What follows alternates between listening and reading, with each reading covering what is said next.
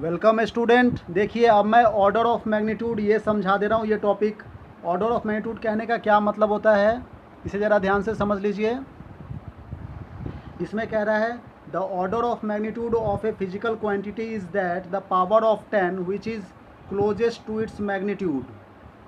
किसी भी physical quantity का यदि हम लोग जो भी फिजिकल क्वांटिटी हम लोगों ने मेजर किया है उसकी यदि order of magnitude find out करनी है तो वो क्या होता है, वो पावर ऑफ 10 है।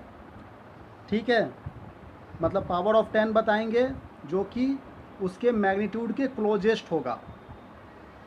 कहने का मतलब जैसे मान लो ये एक नंबर है, यहाँ पे आप देख रहे हैं 0.8 इंटू 10⁻1 या फिर 0.52 इंटू 10⁻2। ठीक है, तो ये एक मेजर्ड वैल्यू है, इसका हमें order of magnitude find out करना है। तो जो 10 का जो पावर होगा, जैसे 2 है तो यहाँ पर ऑर्डर ऑफ मैग्नीट्यूड इसका 2 हो गया। ठीक है, तो यही बात यहाँ पे कहना चाह रहा है ऑर्डर ऑफ मैग्नीट्यूड में। The order of magnitude of a physical quantity is that the power of 10 which is closest to its magnitude. ठीक है, जो भी मैग्नीट्यूड रहेगा उसका हम लोग पावर ऑफ 10 के क्लोजेस्ट फॉर्म में लिखेंगे। पावर ऑफ 10 के फॉर्म में लिखेंगे, जो उसका सबसे ज़्यादा क्लोजेस्ट नंबर होगा। वो क्लोजेस्ट नंबर कैसे होगा उसको फॉर्मूला से कैलकुलेट करेंगे, अभी बताऊंगा।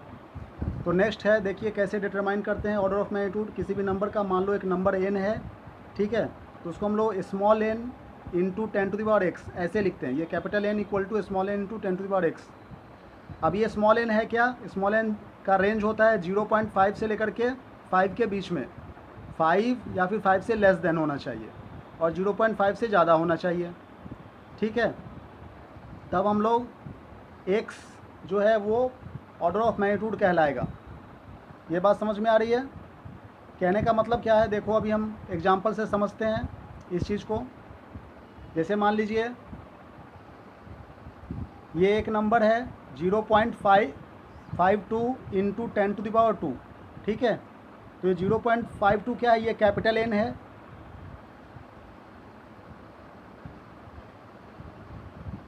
सॉरी, कैपिटल N यहाँ पर देखो ये मेजर्ड नंबर N है, जो कैपिटल N 52 है।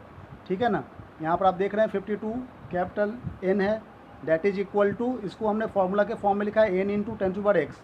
n यहाँ पर स्मॉल n यहाँ पर 0.52 है। ठीक है, और 10⁻x मतलब x है यहाँ पर 2, तो x हो गया इसका पावर ऑफ मैग्नीट्यूड 2 हो गया। ठीक है, ऐसा क्यों है, क्योंकि देखो 0.5 है तो 0.5 से लेकर के 5 तक n यदि होता है तो उसको हम लोग 1 कंसीडर करते हैं। ठीक है, तो ये 1 हो गया, तो 1 इंटू 10⁻2 मतलब 2 हो गया। ठीक है, यदि 5 से ज़्यादा होगा तो उसे हम लोग 10 कंसीडर करेंगे, 10।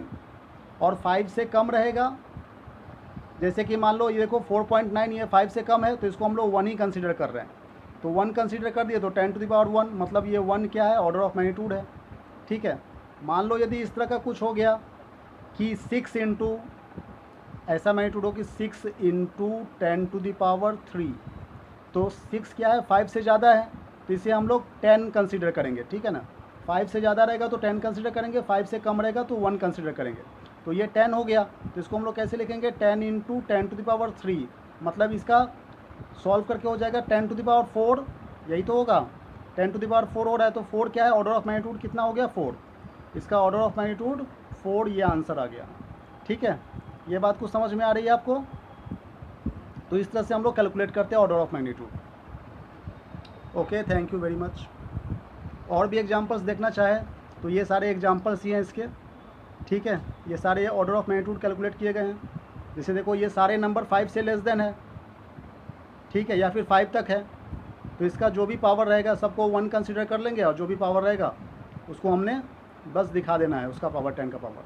लेकिन हाँ, यदि 5 से ज़्यादा है तो उसे हम लोग 10 कंसीडर करेंगे, जैसे कि मैंने अभी एक एग्जांपल देके बताया, ये 6 वाला। ठीक है, तो ये आप नोट डाउन करेंगे ऑर्डर ऑफ मैग्नीट्यूड, यहाँ से लेकर के ये सब नोट डाउन करेंगे। ये जो जितना भी एग्जांपल 2-4 एग्जांपल नोट डाउन कर लेंगे। Thank you very much.